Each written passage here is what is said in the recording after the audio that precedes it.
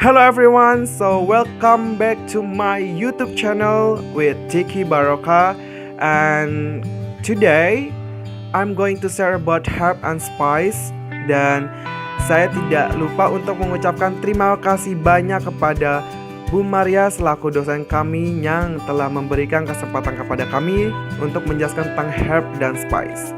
Nah, alangkah baiknya sebelum ke penjelasan saya akan memperkenalkan diri saya terlebih dahulu, oke? Nah, perkenalkan teman-teman, my name is Diki Baroka. I'm from D3 Hospitality dengan NIM 2020-13-0032 dari kampus Politeknik Sahid Jakarta. Mohon maaf ada kesalahan digit akhir yaitu di angka 2-nya. Seperti itu teman-teman. Salam kenal untuk semuanya, dan bagi yang kenal jangan pernah bosan untuk mengenal saya, oke? Oke guys, saya akan menjelaskan definisi dari herbs. Oke, what is that herbs? Oke, bumbu or herbs adalah tanaman aromaterapi yang ditambahkan pada makanan sebagai penyedap dan pembangkit selera makan. Nah, herbs ini sebagian besar terdiri dari tumbuh-tumbuhan yang berasal dari daerah dingin. Nah, biasa seperti daerah pegunungan ya teman-teman. Dan biasanya digunakan dalam keadaan masih segar. Jadi si herbs ini fungsi utamanya itu sebagai pembangkit selera makan teman-teman. Oke, next yaitu definisi about spice. Ya, rempah atau spice adalah tanaman atau bagian dari tanaman yang ditambahkan pada makanan untuk menambahkan atau membangkitkan selera makanan. Spice sebagian besar tumbuh di daerah tropis seperti daerah Indonesia dan banyak dimanfaatkan dalam pengolahan makanan dan untuk memberikan rasa pada makanan. Oke, selanjutnya yaitu jenis-jenis herbs dan spice. Nah, yang pertama itu ada bumbu dari bunga ya teman-teman. Yang kedua itu ada bumbu dari buah dan biji. Yang ketiga itu ada bumbu dari daun. Yang keempat yaitu ada bumbu dari batang. Yang kelima itu ada bumbu dari akar. Yang terakhir ada bumbu dari umbi lapis. Baik juga ya teman-teman. Nah, selanjutnya itu pembahasan dari bumbu dari bunga. Nah, oke teman-teman, ini adalah bumbu dari bunga. Yang pertama itu ada cengkeh. Cengkeh ini memberikan sensasi hangat dan wangi. Masakan yang menggunakan daging biasanya menggunakan cengkeh ya teman-teman. Nah, yang kedua itu ada bunga telang atau bunga telon. Ini di zaman modern ini sangat jarang digunakan ya teman-teman. Nah, bunga telang ini biasa dipakai buat warna alami juga di makanan. Yang selanjutnya itu ada kecombrang. Nah, kecombrang juga bisa dijadikan bumbu, tapi yang dipakai itu biasanya daun mudanya ya teman-teman. Nah, biasanya itu sebagai lauk untuk makan nasi biasanya ya. Yang terakhir yaitu bumbu dari bunga lawang. Nah, bunga lawang ini salah satu jenis rempah berbentuk bunga berwarna coklat dan biasanya digunakan untuk memberikan cita rasa gurih pada masakan. Dan selanjutnya yaitu bumbu dari buah dan biji. Yang pertama itu ada adas. Adas ini telah lama dikenal sebagai salah satu komponen pengobatan tradisional. Minyak adas dikandung bijinya ini menjadi salah satu komponen minyak telon ya teman-teman. Kalian bisa lihat di gambarnya.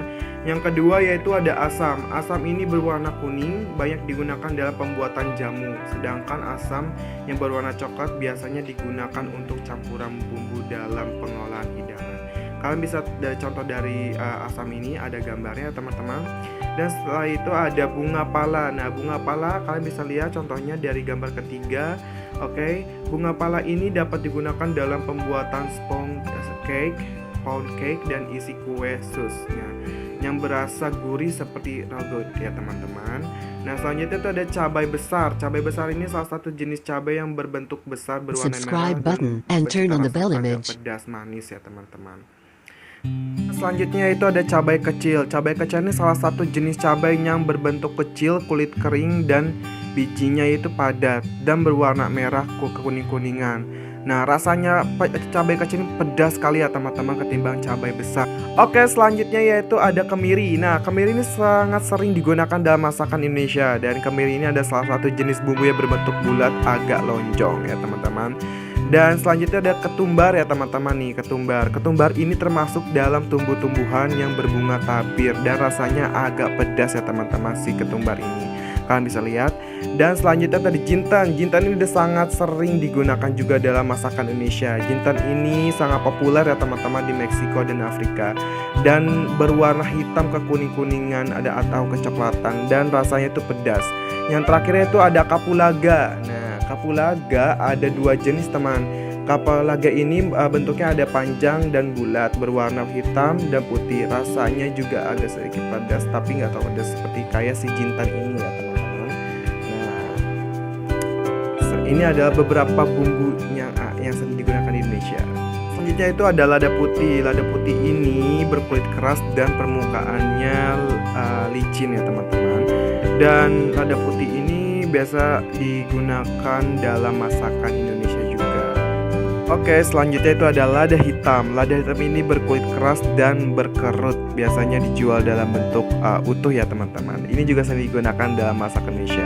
Lada hitam ini bercita rasa pedas sama seperti lada putih juga, cuman membedakannya itu warnanya.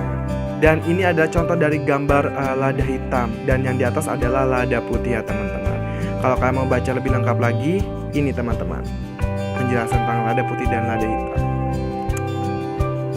Dan ada fakta unik loh dari lada putih ini. Si lada putih ini cita rasanya lebih pedas ketimbang lada hitam ya teman-teman. Sedangkan si lada putih ini butirannya juga lebih besar ketimbang lada hitam ya teman-teman. Nah, selanjutnya yaitu bumbu dari Batak. Yang pertama itu ada kayu manis. Kayu manis ini sering dijumpai dalam masakan Indonesia ya teman-teman, seperti makanan penutup seperti stup buah, tiramisu ya teman-teman. Nah, contoh dari kayu manis seperti ini ya teman-teman. Selanjutnya yaitu ada serai. Nah, serai ini sering digunakan dalam masakan Indonesia teman-teman. Dan serai ini bisa ditanam di halaman sendiri atau sebagai kitchen garden. Nah, kenapa serai ini sering digunakan? Karena serai ini memiliki aroma dan rasa yang sangat kuat dalam masakan. Nah, selanjutnya yaitu ada bumbu dari akar. Bumbu dari akar ini ada, yang pertama itu ada jahe. Jahe ini kalian pasti tahu kan, jahe ini merupakan bumbu masakan khas Asia. Dan selanjutnya itu ada lengkuas. Nah, lengkuas ini bentuknya seperti ini. Lengkuas ini merupakan bonggol tanaman yang berdaun pipih.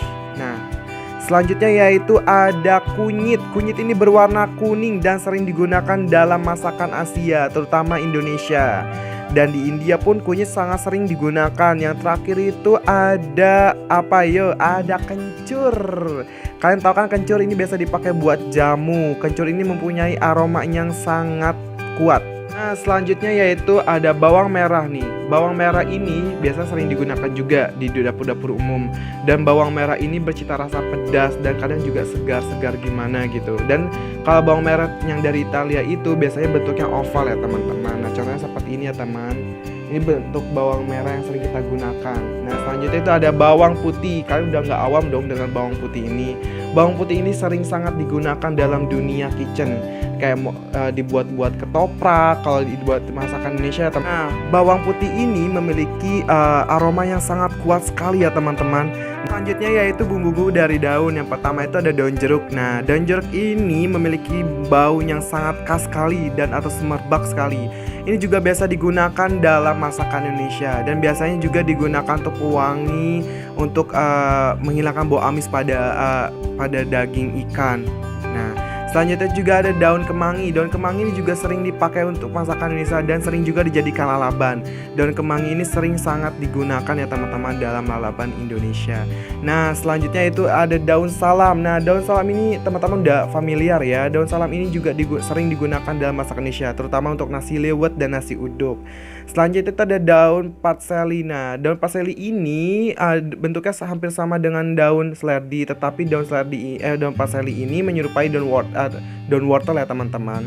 Nah, daun patseli ini sangat jarang digunakan, tapi kalian wajib tahu. Selanjutnya ini adalah macam-macam bumbu. Nah, dibagi beberapa bagian, ada bumbu segar, bumbu kering, dan bumbu buatan serta bumbu dasar. Nah, saya akan menjelaskan dari beberapa part ini. Beberapa part dari bumbu-bumbu ini. Yang pertama itu bumbu segar.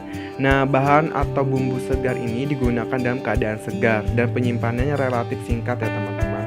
Contoh dari bumbu segar itu seperti bawang merah, bawang putih, dan kunyit.